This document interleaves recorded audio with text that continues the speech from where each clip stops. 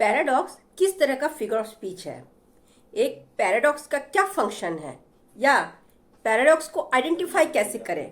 तो पैराडॉक्स वो figure of speech है जो अपने को ही कॉन्ट्राडिक्ट करती है, यानी जो अपने आप में ही विरोधाभासी प्रतीत होता है या डिनाई करता है। वैसे ऐसे तो और भी फिगर ऑफ स्पीच है जो अपने में ही विरोधाभासी होता है, तो फिर उनमें और पैराडॉक्स में क्या अंतर है, तो चलो जानते हैं इसे डिटेल में। But before then as usual, नमस्ते, मैं हूं सुलक्ष्मी गोस्वामी और मेरे चैनल इंटीमेट व्यू पॉइंट में आपका स्वागत है। फिगर ऑफ स्पीच में सिर्फ पैराडॉक्स ही नहीं बल्कि और भी है जिनमें कॉन्ट्रास्टिंग आइडियाज क्रिएट होते हैं, लेकिन अलग अलग तरीकों से। जैसे ऑक्सीमोरोन, इसमें दो कॉन्ट्राडिक्टरी वर्ड्स यूज किए जाते हैं।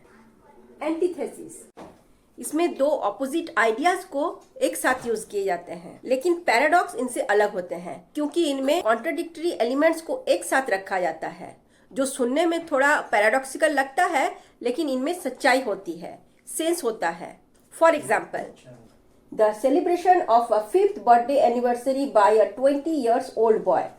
वैसे तो सुनने में ये पैराडॉक्सिकल है, विरोधाभासी है, लेकिन ये सेंस देता है अगर उस लड़के का जन्म 29 फेब को यानी कि लीप ईयर के दिन हुआ हो। फिर अनदर एग्जाम्पल देखते हैं। I must be cruel to be kind. यहाँ क्रूएल और काइंड दोनों वर्ड एक दूसरे का एंटोनिम्स हैं, लेकिन जब ऐसे ही कॉन्ट्राडिक्टरी दो वर्ड्स को एक साथ किसी सेंटेंस में रखा जाता है तब एक सेंस क्रिएट होता है, क्योंकि वास्तव में भी समटाइम्स अच्छा करने के लिए बुरा बनना पड़ता है।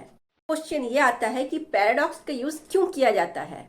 तो कभी कभी पैराडॉक्स का यूज ह्यूमर क्रिएट करने के लिए किया जाता है और कभी कभी फिलोसॉफिकल ऑब्जर्वेशन को एक्सप्रेस करने के लिए भी किया जाता है। और एक राइटिंग में पैराडॉक्स का यूज करने से रीडर्स का अटेंशन ग्रैब करने में हेल्प मिलती है। रीडर्स थोड़ी देर पॉज लेकर सोचने में मजबूर हो जाता है। जैसे एग्जाम्पल में ले लो,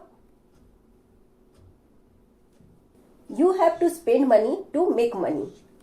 तो सडनली कोई रीडर्स इस तरह का सेंटेंस देखकर थोड़ी देर पॉज लेता है और सोचकर समझने की कोशिश करता है, राइट। तो यही होता है किसी राइटिंग में पैराडॉक्स यूज करने का motive. Now I can hope कि ये टॉपिक आप अच्छे से समझ चुके हो, right. Then let's meet again in the next video with a new topic. Till then, bye.